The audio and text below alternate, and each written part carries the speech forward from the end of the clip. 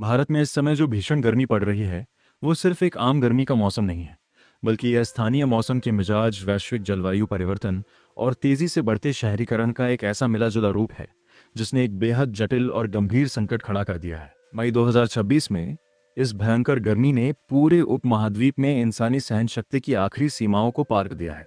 यहाँ इसका पूरा विवरण दिया गया है कि आखिर क्यों भारत इस तरह के अत्यधिक तापमान का सामना कर रहा है और देश के भविष्य के लिए इसके क्या मायने हैं। यह हालांकि मानसून आने से पहले अप्रैल और मई ऐतिहासिक रूप से भारत के सबसे गर्म महीने होते हैं, लेकिन मौजूदा स्थिति अपने विशाल भौगोलिक प्रसार और तीव्रता के कारण बिल्कुल असाधारण नजर आ रही है। इस समय मौसम संबंधी कारकों का एक परफेक्ट स्टॉर्म सक्रिय है।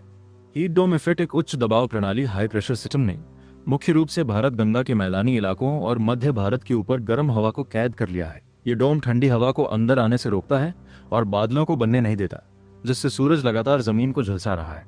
कमजोर पश्चिमी विक्षोभ, आमतौर पर ये तूफान भूमध्य सागर से उत्पन्न होते हैं और मैदानी इलाकों में रुक रुक कर प्री मानसून बारिश और हिमालय में बर्फबारी लाते हैं, जिससे प्राकृतिक रूप से ठंडक मिलती है।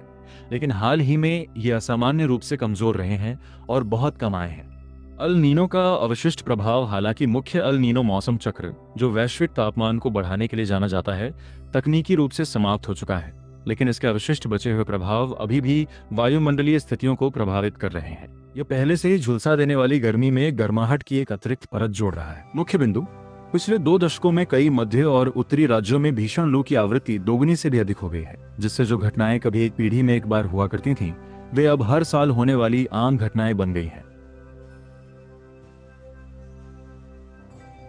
तात्कालिक मौसम प्रणालियों से परे दीर्घकालिक रुझान भारत के आधारभूत तापमान में भारी बदलाव ला रहे हैं।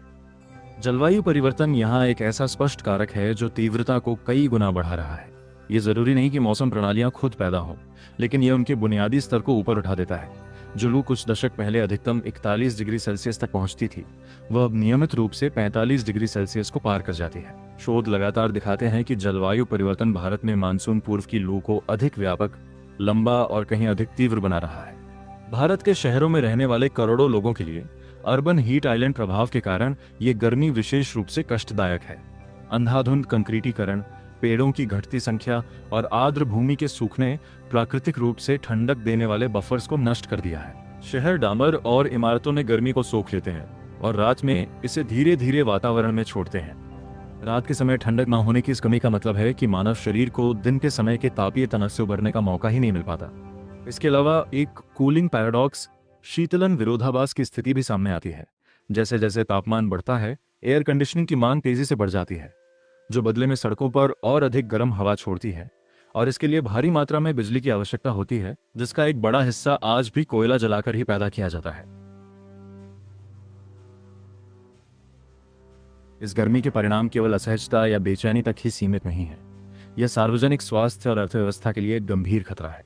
सार्वजनिक स्वास्थ्य का संकट, मानव जीवन के लिए सुरक्षित सीमाओं से अधिक तापमान में लंबे समय तक रहने से हीट क्रैम्प्स, मांसपेशियों में ऐंठन, हीट एग्जॉशन, अत्यधिक थकान और जानलेवा हीट स्ट्रोक, लू लगना जैसी समस्याएं होती हैं। गर्म रातें विशेष रूप से खतरनाक होती हैं, क्योंकि वे शारीरिक सुधार की प्रक्रिया को धीमा कर देती हैं, जिससे बुजुर्ग और पहले से दिल की बीमारी से पीड़ित लोग सबसे ज्यादा प्रभावित होते हैं।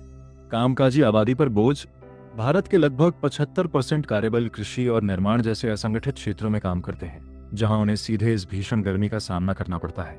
आबादी के केवल एक बहुत छोटे हिस्से के पास ही एयर कंडीशनिंग की सुविधा है, जिसके कारण लाखों लोगों को जानलेवा तापमान में मजदूरी करनी पड़ती है। इसके परिणाम स्वरूप काम के सैकड़ों अरबों घंटे नष्ट हो जाते हैं। कृषि पर दबाव, अत्यधिक गर्मी फसलों को समय से पहले पका देती है। किसानों के लिए विशेष रूप से रबी की फसल की कटाई के दौरान ये फसल की पैदावार को कम करता है, खाद्य सुरक्षा को खतरे में डालता है और बुनियादी चीजों पर महंगाई का दबाव बढ़ाता है। अब तक भारत का मुख्य बचाव राज्य और शहर के स्तर पर लागू किए गए हीट एक्शन प्लान रहे हैं। इन योजनाओं का मुख्य ध्यान शुरुआती चेतावनी प्रणालियों, बाहर काम करने के घंटों में बदलाव करने और आपातकालीन जल केंद्रों की स्थापना पर होता है। हालांकि विशेषज्ञों का मानना है कि ये योजनाएं फिलहाल नाकाफी हैं। आने वाले दशकों में टिके रहने के लिए भारत को केवल आपातकालीन प्रतिक्रियाओं पर निर्भर रहने के बजाय बुनियादी और संरचनात्मक मजबूती की ओर बढ़ना होगा। शहरी क्षेत्रों को हरा भरा बनाना, अर्बन हीट आइलैंड प्रभाव से निपटने के लिए आर्द्र भूमि को पुनर्जीवित करने हवा के रास्तों को तैयार करने और शहरी जंगलों का विस्तार करने में बड़े निवेश की आवश्यकता है। श्रमिकों के लिए अनिवार्य सुरक्षा, असंगठित और धूप में काम करने वाले मजदूरों के लिए गर्मी से सुरक्षा से जुड़े कानूनों को लागू करना और उन्हें सख्ती से मनवाना बेहद जरूरी है, जैसे कि छांव में आराम करने के लिए अनिवार्य ब्रेक देना। टिकाऊ शीतलन मूल जलवायु संकट को और अधिक गंभीर किए बिना कूलिंग की बढ़ती मांग को पूरा करने के लिए नवीकरणीय ऊर्जा ग्रिड की तरफ कदम तेजी से बढ़ाने होंगे।